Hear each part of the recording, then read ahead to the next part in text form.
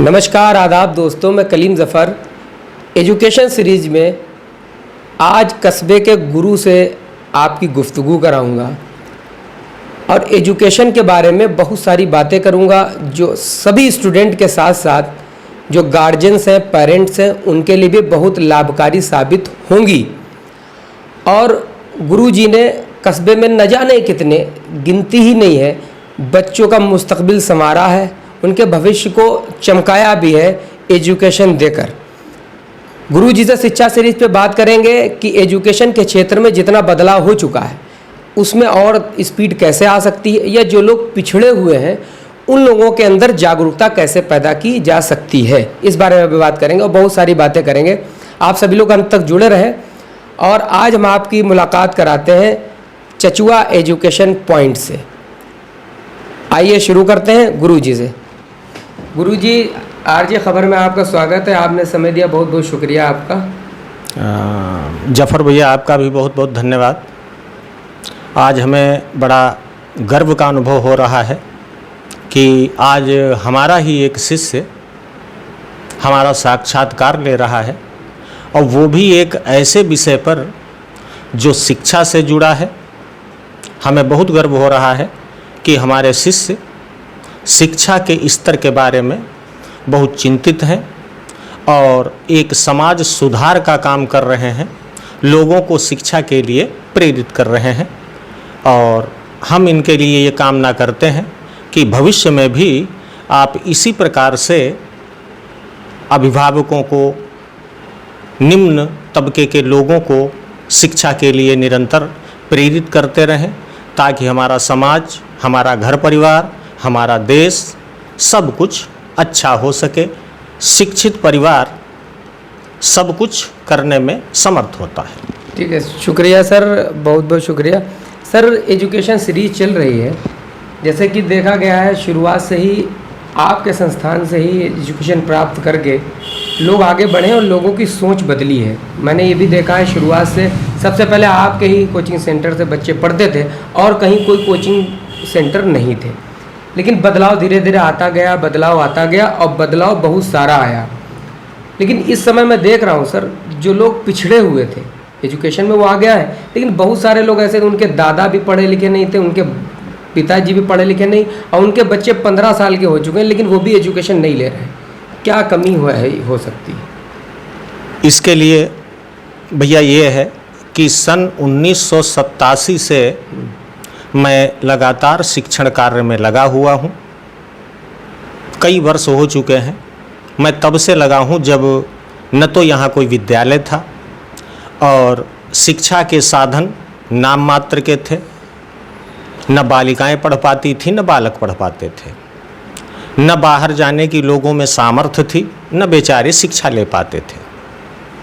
हमने अपने प्रयासों से घर घर जाकर विद्यालय में बच्चों को भेजना, हमारा उद्देश्य केवल कोचिंग पढ़ाना ही नहीं बल्कि समाज को शिक्षित करना है। हालांकि तब से आज तक काफ़ी परिवर्तन हुआ है शिक्षा के क्षेत्र में। पहले लोग बालिकाओं को पढ़ाना उचित नहीं समझते थे, बालिकाएं सिर्फ घर की शोभा होती थीं। आज वही बालिकाएं बढ़ चढ़कर पढ़ाई में हिस्सा ले रही हैं। आज बालिकाएं समाज की शोभा बनी हुई हैं, लोगों में जागरूकता बढ़ी है, सभी अपने बच्चों को पढ़ाने के लिए उत्सुक हैं। आज बड़ा हर्ष होता है कि हर वर्ग का व्यक्ति अपने बच्चों को शिक्षा देना चाहता है। हालांकि कुछ ऐसे अभिभावक भी हैं जिनकी पीढ़ी दर पीढ़ी में कोई नहीं पढ़ा था, उनमें भी जागरूकता बढ़ रही है। लेकिन बहुत से परिवार अभी भी ऐसे छूटे पड़े हुए हैं, जैसे आपने कहा कि बच्चे 15-15 साल के हो गए लेकिन विद्यालय नहीं गए। तो इसके लिए समाज के हर वर्ग को शिक्षा के प्रसार में सहयोग करना है। माता पिता, ये हमारा आपका सभी का दायित्व है। शिक्षा के क्षेत्र से जुड़े हर व्यक्ति की ये जिम्मेदारी है कि ऐसे अभिभावकों से मिलें, उन्हें शिक्षा के लाभ बताएं और उन्हें शिक्षा से जोड़ें, ताकि वो भी अपने जीवन के उन्नति के मार्ग पर चल सकें। सर, जैसे देखा जाता है ये एजुकेशन के क्षेत्र में लोग बहुत आगे बढ़ रहे हैं, लेकिन कस्बे में अब कॉलेज भी शुरू हो गए हैं, बहुत सारे कॉलेज हो गए हैं, स्कूल भी हो गए। पहले स्कूल की कमी की वजह से भी लोग नहीं पढ़ते थे। लेकिन क्या ऐसा करना चाहिए कि जो गरीब तबके का बच्चा है उसको जागरूक करके एजुकेशन संस्थान की तरफ आ सके? वो इस तरह की कैसी एक्टिविटी करनी चाहिए, क्या किया जा सकता है कि वो लोग जागरूक हो जाए और कौतूहल होने लगे और पढ़ाई की तरफ रूबरू हो जाए? जफर भैया, मैंने कभी पैसों के लिए शिक्षा नहीं दी। हम आज भी अपने कोचिंग सेंटर में ये ऐलान करते हैं सारे बच्चों के सामने कि जो असमर्थ हो, निर्बल वर्ग का हो, हमारे यहाँ आकर निःशुल्क शिक्षा ग्रहण करे। आज कई बालक बालिकाएं भी निःशुल्क शिक्षा ग्रहण कर रहे हैं। अगर आपकी जानकारी में ऐसे कोई बच्चे हों जो विद्यालय न जाते हों, तो हमारे नारायण पब्लिक इंटर कॉलेज ने भी ऐसे छात्रों को आगे बढ़ाया है। आप ऐसे बच्चों की हमें आप सूची दीजिए, हम उनका निःशुल्क प्रवेश कराएंगे, निःशुल्क उन्हें कोचिंग प्रदान करेंगे और हर सुविधा यहाँ तक कि पुस्तकें भी उपलब्ध कराने का हर संभव प्रयास करेंगे। तो ये नारायण पब्लिक इंटर कॉलेज ये कार्य कर रहा है कि जो बच्चे असमर्थ हैं उनका एडमिशन फ्री कर? हाँ, नारायण पब्लिक इंटर कॉलेज हमारा जो विद्यालय है जी जी, वो इस कार्य में अग्रणी है।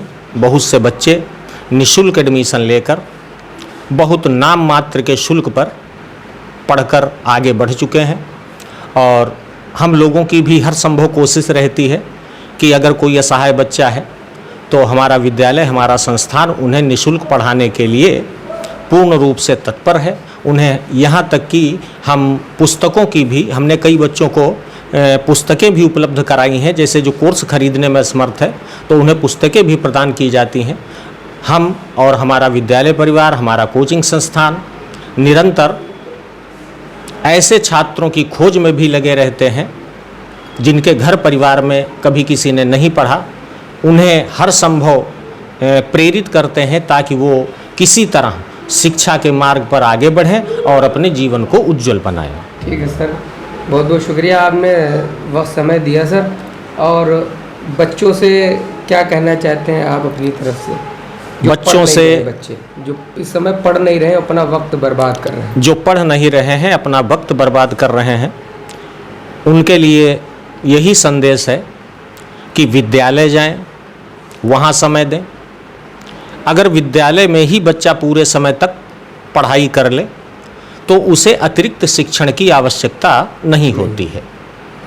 और हमसे ऐसे बच्चों के लिए जो सहयोग होता रहा है हम निरंतर करते रहे हैं, आज भी कर रहे हैं। और सबसे बड़ी बात, शिक्षा ऐसी सीढ़ी है तरती जिससे पीढ़ी है।